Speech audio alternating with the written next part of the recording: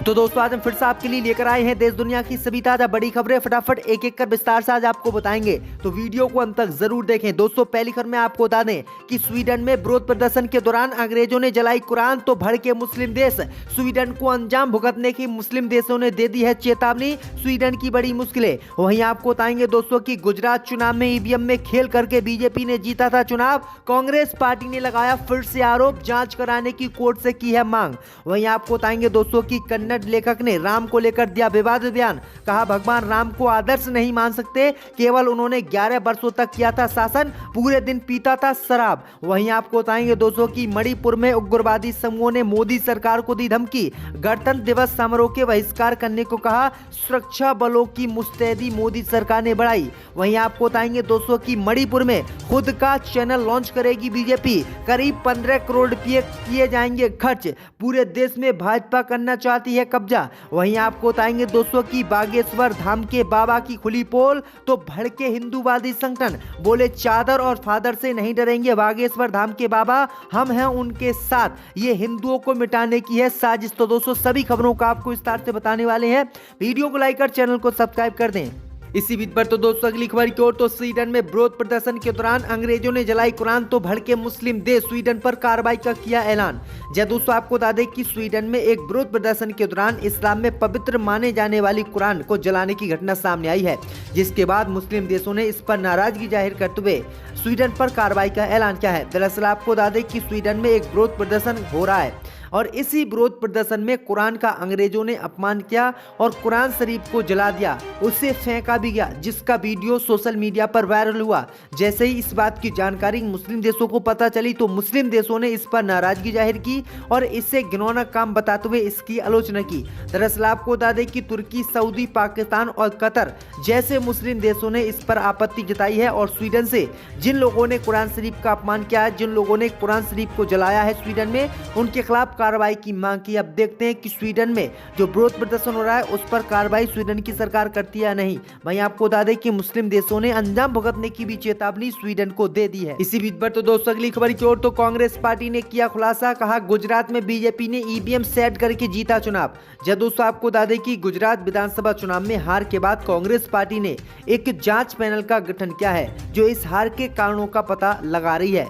Congress party के एक वरिष्ठ पद अधिकारी का कहना है कि ईवीएम मशीनों में गड़बड़ी करके भाजपा ने गुजरात में विधानसभा का चुनाव जीता है। उन्होंने कहा कि बीजेपी ने गुजरात चुनाव में ईवीएम को सेट कर दिया था, जिससे कांग्रेस पार्टी जिन सीटों पर जीत रही थी उन सीटों पर भी हार गई। वहीं आपको बता दें कि कांग्रेस पार्टी ने कहा है कि बीजेपी की भूमिका की जांच कराएंगे और गुजरात में दोबारा से चुनाव कराएंगे, क्योंकि गुजरात में बीजेपी ने गड़बड़ी करके ईवीएम में चुनाव जीता है। तो ये बड़ी अपडेट आ रही दोस्तों की कांग्रेस पार्टी लगातार गुजरात चुनाव में ईवीएम में धांधलीबाजी का आरोप बीजेपी पर लगाती रही है। इसी बीच पर तो दोस्तों अगली खबर की ओर, तो कन्नड़ लेखक ने दिया बयान, कहा भगवान राम को नहीं मान सकते आदर्श, उन्होंने केवल 11 वर्षों तक किया था शासन।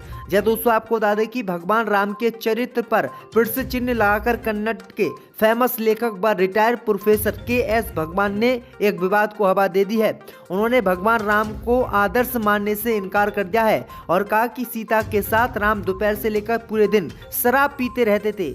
इसके लिए उन्होंने कहा कि अगर कोई रामायण का उत्तराखंड पढ़ेगा तो ये स्पष्ट हो जाएगा कि भगवान राम कैसे आदर्श नहीं कहे जा सकते। कर्नाटक के मांड्या में रहने वाले रिटायर्ड प्रोफेसर ने ये बातें कही हैं। उन्होंने कहा कि हम किसी भी कीमत पर भगवान राम को आदर्श नहीं मान सकते, क्योंकि भगवान राम ने सिर्फ 11 वर्षों तक ही भारत पर शासन किया था और इसलिए हम उसको नहीं मान सकते, क्योंकि वो शराब पीता था और दोपहर से लेकर शाम तक सीता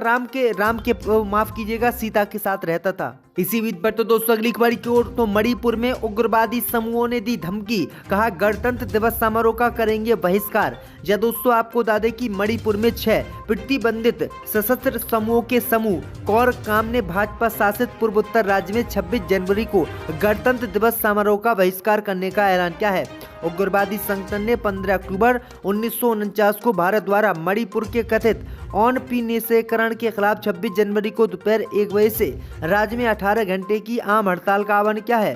संगठन ने एक बयान में जनता से काम बंद करने, घर के अंदर रहने और गणतंत्र दिवस समारोह का बहिष्कार करने की अपील की है। हालांकि धार्मिक समारोह, चिकित्सा और अन्य सार्वजनिक आपात स्थितियों को पूर्ण बंद करने इसके दायरे से बाहर रखा गया है। तो ये बड़ी अपडेट आई दोस्तों की मोदी सरकार की मुश्किलें एक बार फिर से मणिपुर में बढ़ गई हैं। इसी बीच पर तो दोस्तों अगली खबर की ओर तो तमिलनाडु में बीजेपी लॉन्च करेगी टीवी न्यूज चैनल, करीब 15 करोड़ रुपए किए जाएंगे खर्च। जब दोस्तों आपको बता दें कि बीजेपी की तमिलनाडु इकाई एक नया कदम उठाने जा रही है, जिसकी पूरे देश में चर्चा हो रही है, जिससे कई लोग आश्चर्य में भी हैं। बताया जा रहा है कि राज्य में बीजेपी एक टीवी न्यूज चैनल लॉन्च करने की योजना बना रही है। ये केरल में पार्टी के मुखपत्र माने जाने वाले जन्म टीवी का विस्तार होगा। सूत्रों का कहना है कि इसकी घोषणा 23 जनवरी को हो सकती है। चैनल को शुरू करने के लिए 15 करोड़ रुपए की लागत का अनुमान है। ये राशि राज्य में बीजेपी और राष्ट्रीय स्वयंसेवक संघ यानी RSS के संस्थानों का उपयोग करके जुटाई जाएगी। फिलहाल चैनल के लॉन्च की तारीख तय नहीं की गई है। बीजेपी के एक वरिष्ठ नेता ने द इंडियन एक्सप्रेस को बताया है कि तमिल चैनल का नाम भी जन्म टीवी होगा। नेता ने यह भी कहा है कि इस शहर के अलबपेट में स्थित होगा और शुरुआती लागत लगभग 15 करोड़ आएगी और इससे RSS और बीजेपी के कार्यक्रम दिखाए जाएंगे। तो ये बड़ी अपडेट आई दोस्तों कि किस तरह से भाजपा अपने न्यूज चैनल भी बनाने जा रही है, जो कि देश में पहली बार हो रहा है। इसी बीच पर तो दोस्तों अगली खबर की ओर तो भारत लाए जाए नेताजी के अवशेष, पिता की जयंती पर बेटी ने सरकार से लगाई गुहार। जब दोस्तों आपको बता दें कि देश की आजादी की लड़ाई को नई ऊर्जा देने वाले नेताजी सुभाष चंद्र बोस की आज 23 जनवरी को जयंती मनाई जा रही है। उनकी बेटी अनीता बोस ने भी उन्हें याद किया है।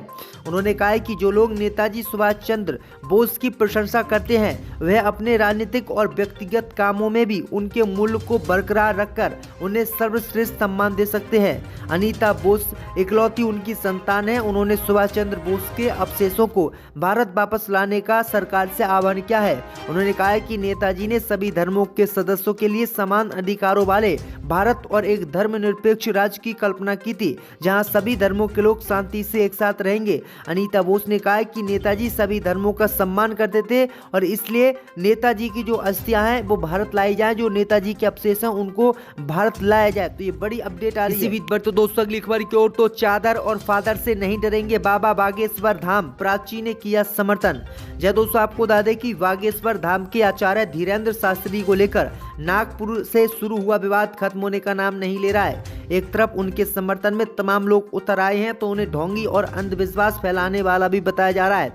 इस बीच अपने बयानों को लेकर अक्सर विवादों में रहने वाली साध्वी प्राची ने कहा कि बाबा चादर और फादर से डरने वाले नहीं हैं। उन्होंने कहा है कि चादर और फादर का हिंदुत्व के लिए काम करने वालों को मिटाना इनका लक्ष्य है। बागेश्वर धाम बहुत अच्छा काम कर रहे हैं। मैंने काफ़ी दिन पहले ही उनका खुला समर्थन किया था, आगे भी मैं करती रहूंगी क्योंकि ये सनातन की रीढ़ है। तो ये बड़ी अपडेट आ रही दोस्तों कि बाबा की पोल खुलने के बाद भी किस तरह हिंदूवादी संगठनों के ये नेता पागल हो गए और बागेश्वर धाम का लगातार समर्थन कर रहे हैं, जबकि जो है दोस्तों एक भारत की जादूगर है, उन्होंने बाबा की पोल भी खोल दी। इसी बीच पर तो दोस्तों अगली खबर की ओर तो बागपत में असामाजिक तत्वों ने मजार पर किया हमला। जब दोस्तों आपको बता दें कि यूपी के बागपत के सिसाना गांव के जंगल में स्थित भूरेलाल वाले पीर की मजार पर शनिवार को हिंदूवादी संगठनों के कार्यकर्ताओं ने तोड़फोड़ कर दी है।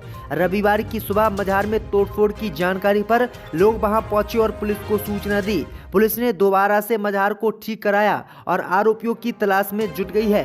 सिसाना गांव के रहने वाले परविंदर चौहान ने बताया है कि खंडवारी में भूरे लाल पीर हैं, जहां काफी समय से बागपत, सिसाना समेत कई गांव के लोग यहां पर पूजा करते हैं। त्योहारों पर लोगों की भीड़ भी लगी रहती है। उन्होंने बताया कि शनिवार रात कुछ हिंदूवादी संगठनों के नेता आए थे और मजार पर तोड़फोड़ कर दी। जानकारी होने पर पुलिस ने जांच पड़ताल शुरू कर दी है। उधर मजार में तोड़फोड़ की घटना के बाद ग्रामीणों की भीड़ भी मौके पर पहुंच गई है और मजार को जो है दोबारा से बनवाया जा रहा है। तो ये बड़ी अपडेट आ रही है दोस्तों अगली खबर की ओर तो भाजपा शर्म करो, झुग्गियां गिराना बंद करो नारों के साथ रमेश बिदूड़ी के आवास पर आपका धरना। जब दोस्तों आपको बता दें कि दिल्ली के तुगलकाबाद के एक इलाके के झुग्गी निवासियों को बेदखली का नोटिस मिलने को लेकर आम आदमी पार्टी के विधायकों ने बड़ी संख्या में लोगों के साथ शनिवार को भारतीय जनता पार्टी के सांसद रमेश बिदूड़ी के घर के बाहर विरोध प्रदर्शन किया। आप विधायकों अतिथि सी और मदन लाल सहित पार्टी के नेताओं ने तख्तियां ले रखी थी, जिन पर लिखा था कि भाजपा शर्म करो, झुग्गियां गिराना बंद करो। भारतीय पुरातत्व सर्वेक्षण ने 11 जनवरी को तुगलकाबाद किले के अंदर रहने वाले लोगों को 26 जनवरी तक हटने का नोटिस जारी किया था। अतिथि सिंह ने शुक्रवार को आरोप लगाया था कि भाजपा ने लोगों से झूठ बोला कि वह उन्हें घर दिलाएगी।